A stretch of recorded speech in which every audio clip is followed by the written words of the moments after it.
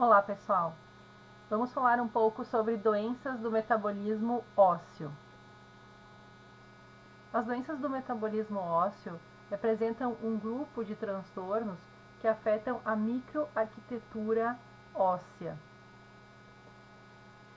tanto para uma aumentada ossificação quanto para uma diminuída ossificação.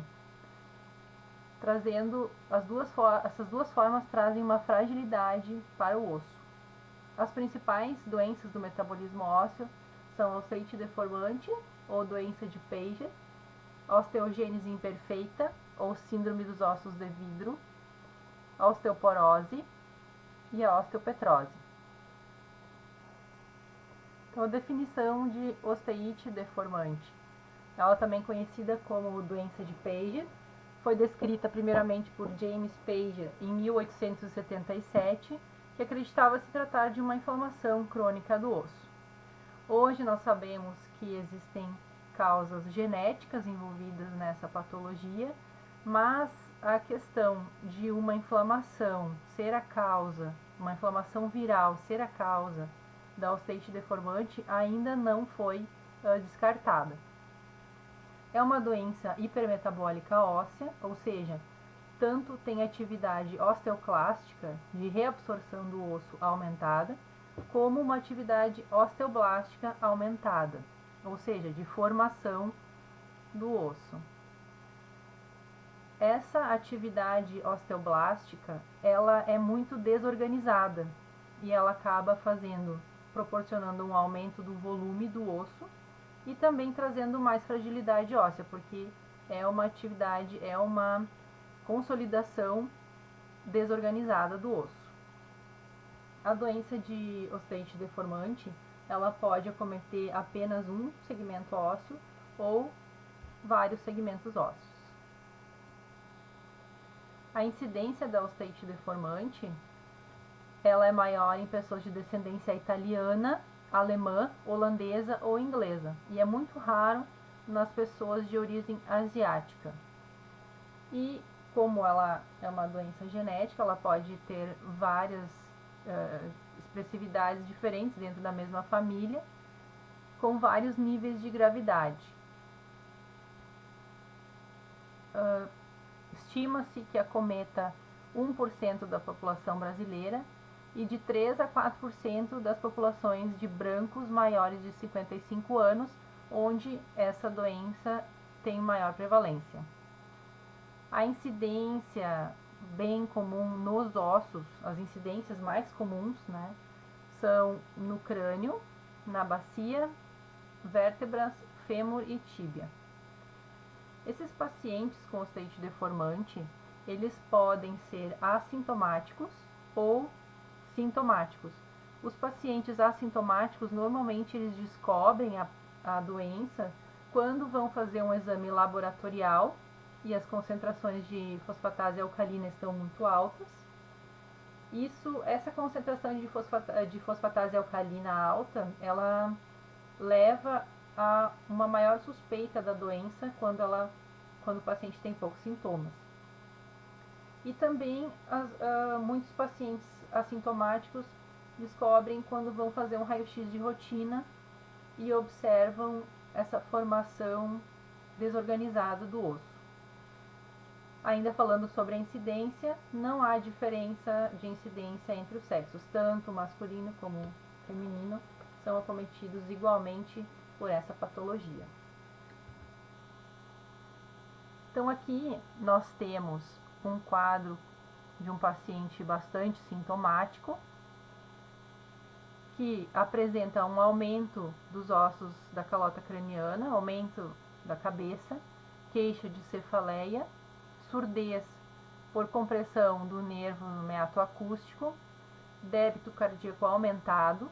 Embora essa é um sintoma que pode ocorrer, ele não é muito frequente. A cifose, dor nos ossos, mais comumente nas costas ou no quadril, arqueamento dos membros inferiores e, quando o terapeuta faz a avaliação, é possível constatar calor e sensibilidades aumentadas nas regiões avaliadas. Aqui nós temos a figura, a imagem de uma paciente já com uma deformidade bastante importante. E a título de curiosidade, essa aqui é uma pintura antiga que demonstra que quando as deformidades ocorrem na calota craniana, elas são bastante proeminentes.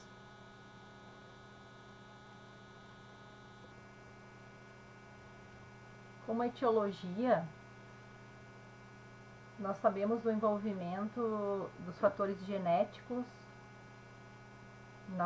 na etiologia da osteite deformante, e tanto anomalias genéticas como mutações genéticas ocorrem e produzem a maior atividade dos osteoclastos.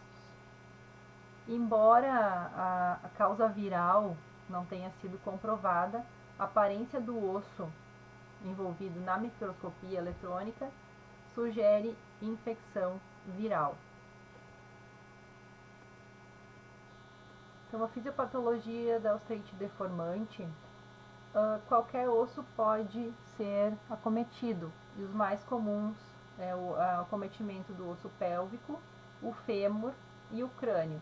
E os menos comumente acometidos são a tíbia, as vértebras, a clavícula e o húmero. Na osteite deformante, como já comentei, existe então uma atividade osteoclástica aumentada, seguida de uma reparação osteoblástica aumentada.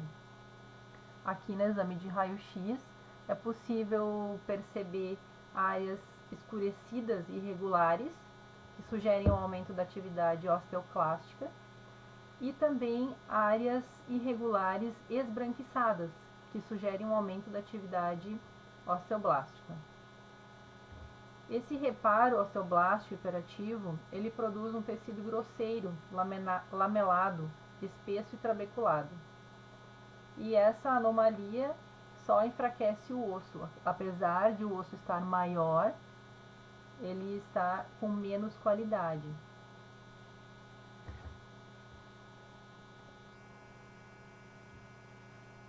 A doença de Paget costuma ser assintomática, e quando sintomática, o paciente pode ter dor, rigidez, fadiga e deformidade óssea. Os principais sintomas são associados ao aumento dos ossos temporal e frontal no crânio, surdez neural uni ou bilateral, vertigem, cefaleia, estenose medular ou compressão da coluna vertebral. Fraturas patológicas também podem estar associadas. Com relação ao diagnóstico, a osteite deformante pode ser diagnosticada através de radiologia simples, níveis séricos de fosfatase alcalina, cálcio e fósforo, ou exames de imagem, como por exemplo a cintilografia, para determinar a extensão e a localização da doença. Deve-se suspeitar de doença de Paget em pacientes com dor óssea inexplicável ou deformidade, descobertas sugestivas na radiografia, aumento sem explicação da fosfatase alcalina em exames laboratoriais, hipercalcemia, que se desenvolve durante o repouso no leito, particularmente em pacientes idosos, e sarcoma ósseo em pacientes idosos. Lembrando que o paciente pode chegar na clínica para atendimento apenas com a queixa de dor, e é importante a avaliação desse paciente para a condução do tratamento.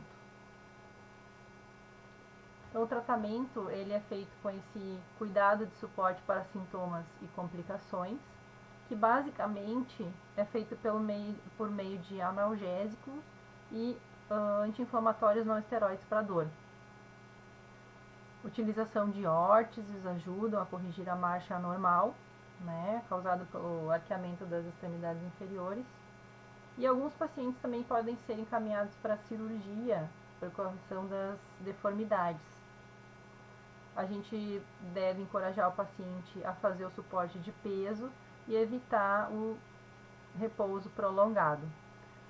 O tratamento medicamentoso é feito com bifosfonatos,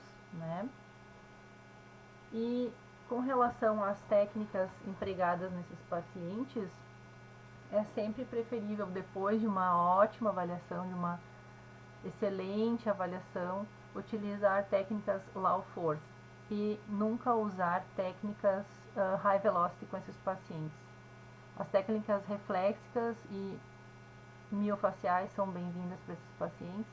Lembrando que na osteite deformante o paciente pode ter uma dor, ele pode ter uma qualidade óssea boa, como também pode ter uma qualidade óssea muito ruim. Então, a avaliação do clínico é muito importante para conduzir o tratamento. Bem, pessoal, era isso que eu tinha para falar por enquanto. Um abraço, até a próxima.